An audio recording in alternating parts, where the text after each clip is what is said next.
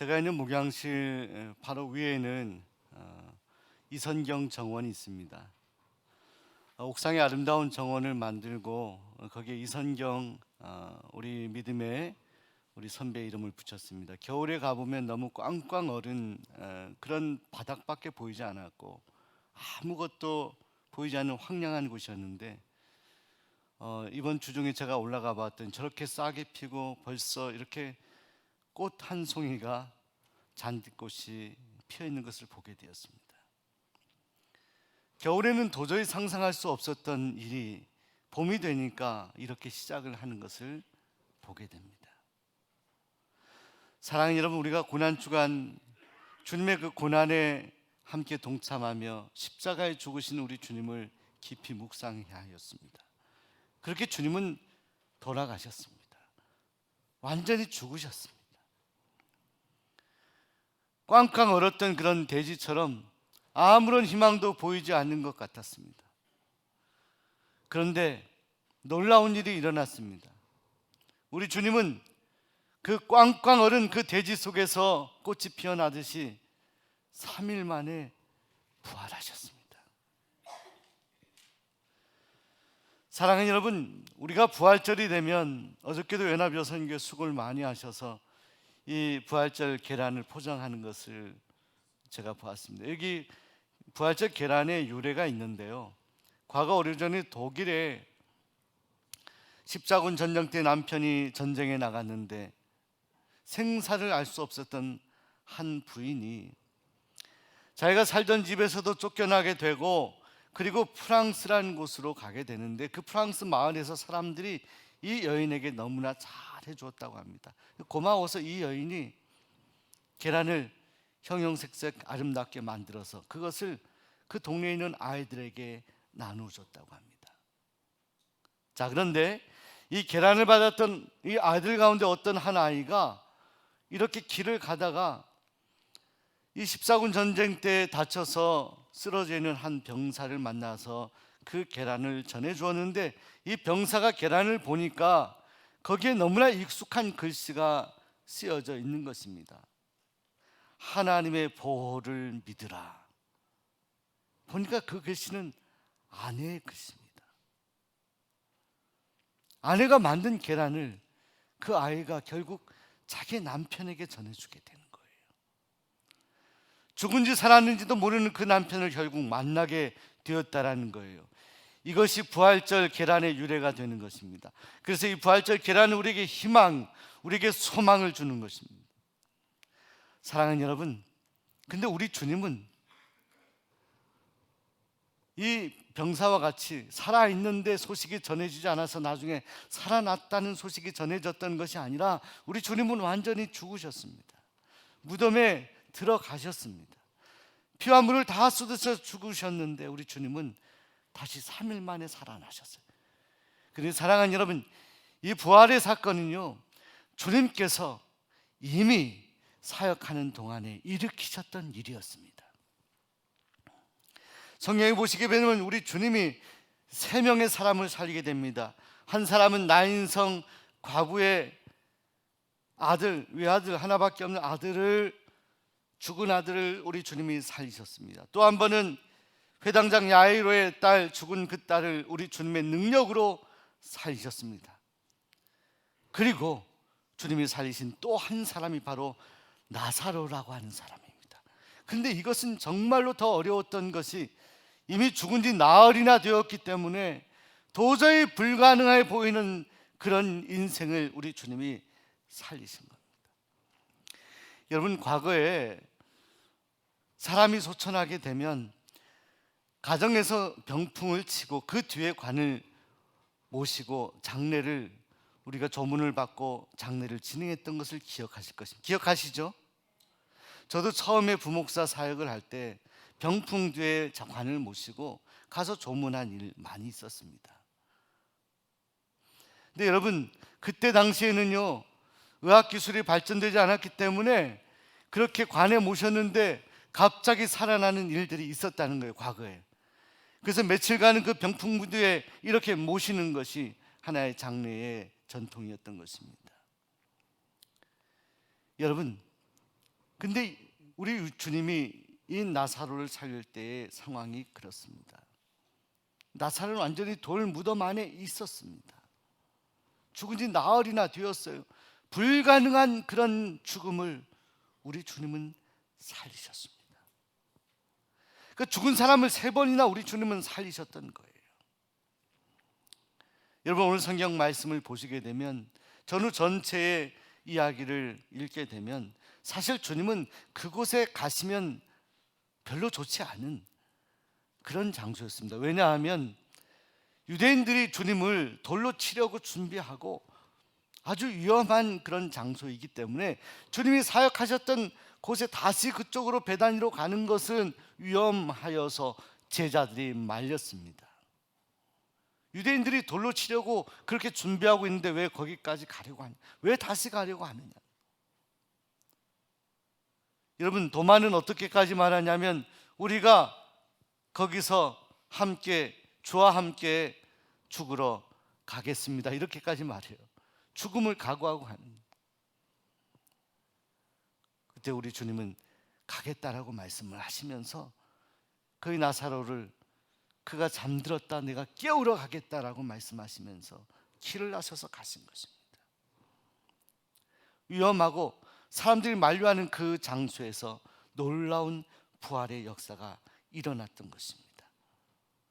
사랑하는 여러분, 지금도 세계 곳곳에 복음을 전하기에 정말 위험해 보이는 그런 장소가 많이 있습니다. 그런데 그런 장소에 오히려 하나님께서 역사하셔서 부활의 놀라운 기적 같은 일들이 나타나고 있음을 믿으시기를 바랍니다. 주님은 위험해도 가신 거예요. 반대해도 가신 거예요. 왜? 이것이 하나님의 계획이었기 때문입니다. 그 장소에 도착했을 때 주님을 영접하였던 여인 마르다가 그렇게 안타까운 마음을 호소합니다. 주님이 여기에 계셨더라면 이렇게 이 나사로가 오라버니가 죽지 아니했을 터인데, 이런 아쉬움을 토로합니다. 그러나 그리고 나서 주님께 다시 이렇게 고백합니다. 그러나 나는 이제라도 주께서 무엇이든지 하나님께 구하시는 것을 하나님이 주실 줄을 믿습니다. 여러분, 절망에 있었던, 가족이 죽어서 낙심에 있었던 이 마르다가 그런 고백을 하는 거예요. 주님이 하나님께 어떤 기도를 들으신 하나님이 들어주실 것을 믿습니다.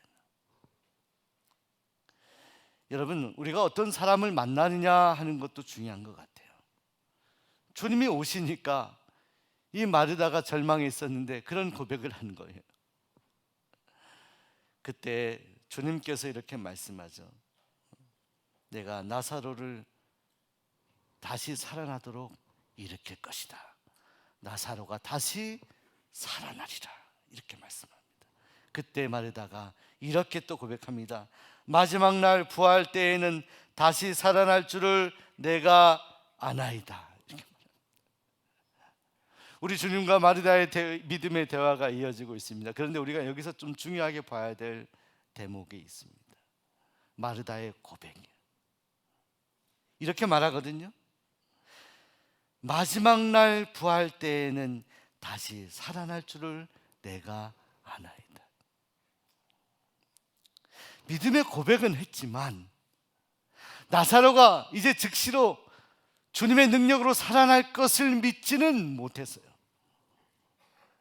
부활의 때 언젠가는 나사로가 살아날 것을 믿습니다라고 고백하지만 주님이 그 장소에 나사로를 살리러 오셨다라는 사실을 인식하지는 못했던 것 같아요. 말은 부활을 이야기하고 말은 다시 살아날 것을 이야기하지만 사실은 이 마르다의 깊은 마음속에 능력의 주님, 이 마르다의 그 오라버니였던 나사로를 주님께서 곧 살리실 것에 대한 믿음은 없었던 것입니다. 주님은 그런 마르다의 고백 가운데 위대한 선언을 하시지 않습니까? 오늘 우리가 읽었던 성경 말씀, 나는 부활이요 생명이니 나를 믿는 자는 죽어도 살겠고 무릇 살아서 나를 믿는 자는 영원히 죽지 아니하리니. 근데 거기서 끝나지 아니에요. 내가 이것을 믿는 자, 내가 이것을 믿는 자. 이 말씀을 선언하시고 주님은 이제 일하시러 가십니다. 가는 도중에 마리아라는 여인을 만나게 돼요. 마리아도 바로 이 마르다의 동생으로서 이 죽은 나사로의 가족입니다. 마리아도 그렇게 얘기합니다. 주님 조금 일찍 오셨으면, 주님 여기 계셨더라면 내 오라버니가 죽지 아니했을 것입니다. 그 말을 하니까 주변에 있는 사람들이 다 울음이 터지는데 마리아도 울고, 이 모습을 보고 주님께서도 우셨다라고 성경이 말씀합니다. 저들을 보며 불쌍히 여기셨다. 사랑하는 여러분, 우리 주님은 우리를 긍휼히 여기시는 주님이십니다. 우린 죽을 수밖에 없는 인생을 살아가고 있습니다. 여기에서 여러분 120세, 130세, 140세 사실 수 있는 분 계신가요?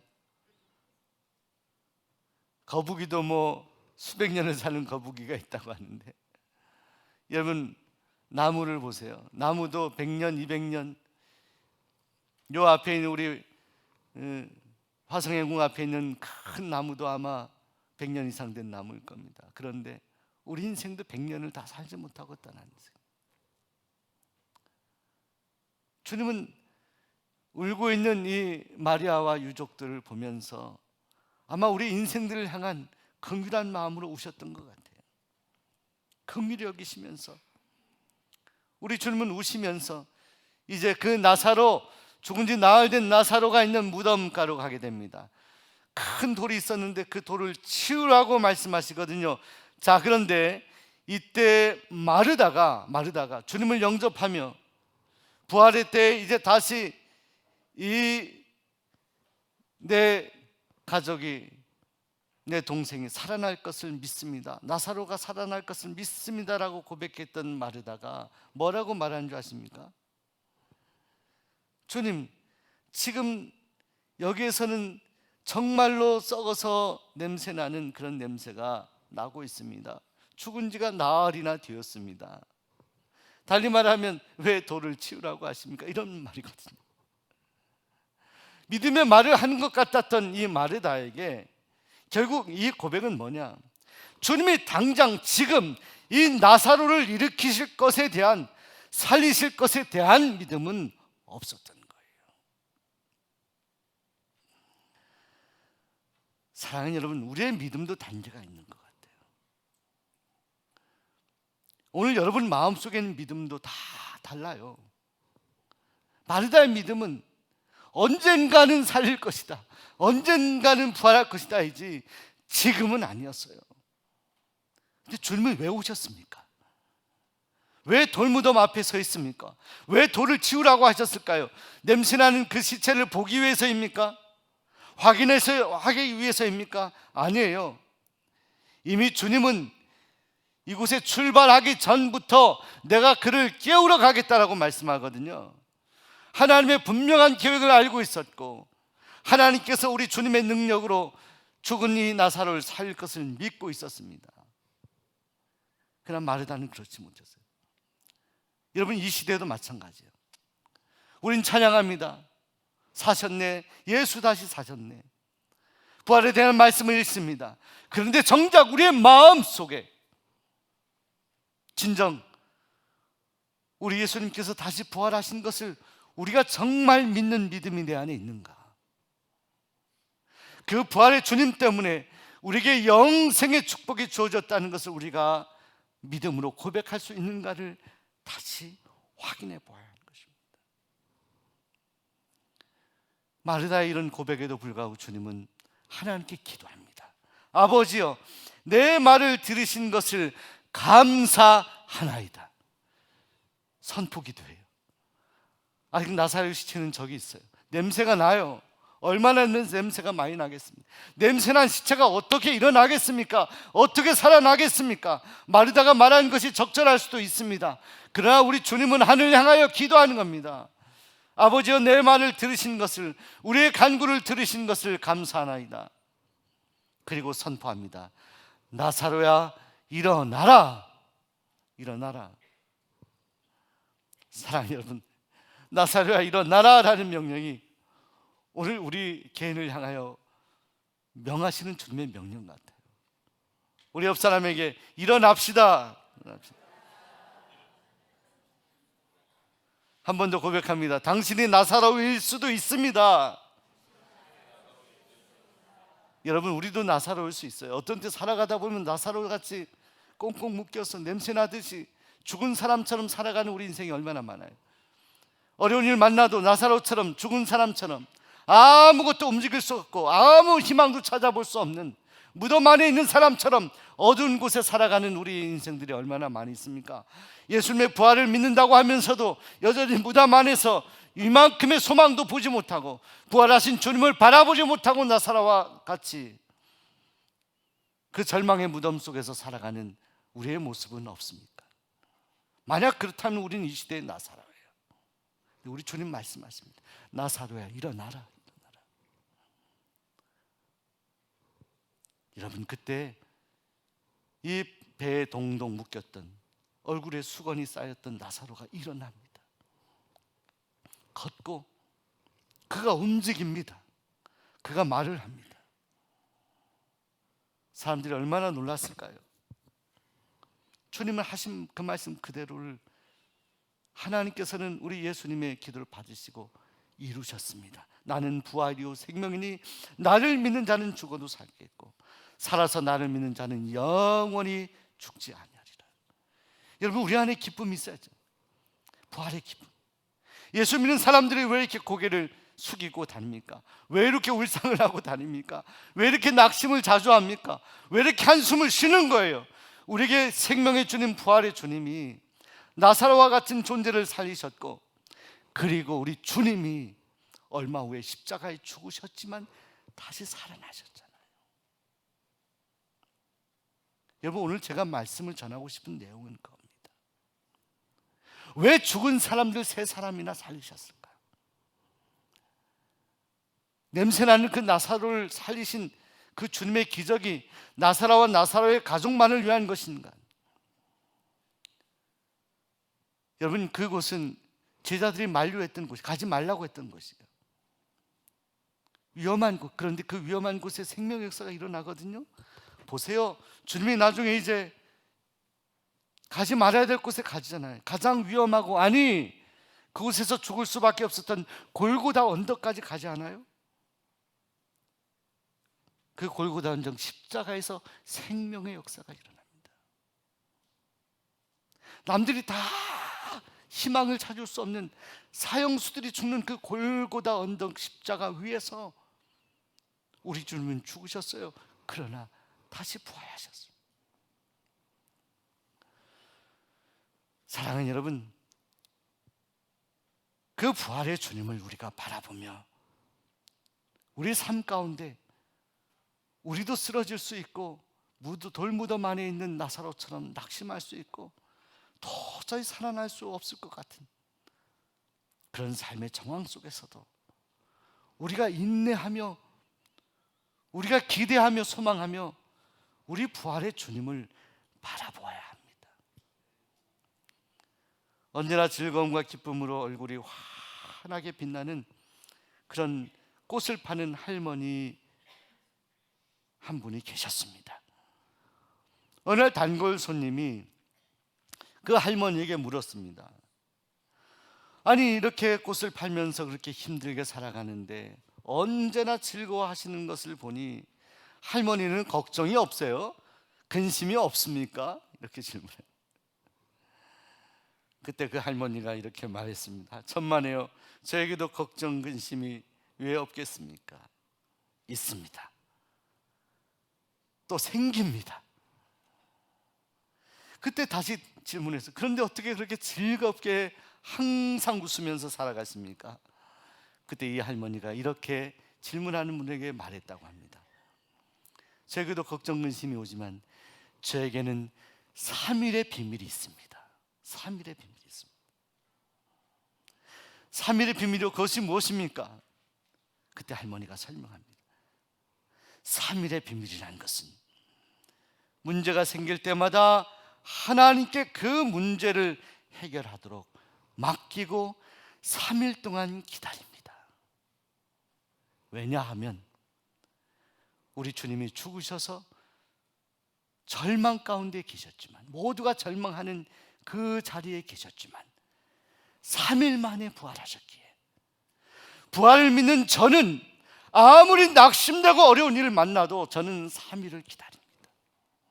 그러면 그 문제가 씻은 듯이 사라지거나, 문제는 있지만 여전히 내 마음에 평안함이 옵니다.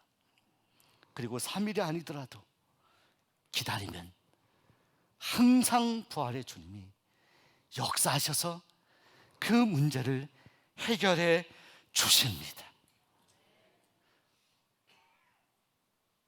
사랑하는 여러분, 오늘 우리들에게도 이 3일의 비밀이 필요하지 않을까요?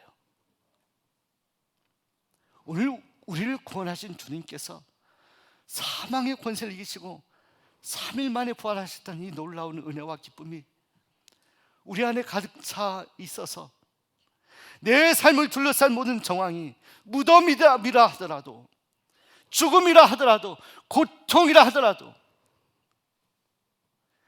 3일 후에 부활하신 그 주님이 나를 일으켜 세우실 때까지 인내하며 믿음으로 나아갈 수 있다면, 오늘 여러분도 부활하신 놀라우신 주님과 함께 하나님의 영광스러운 자리를 얻게 될 것입니다.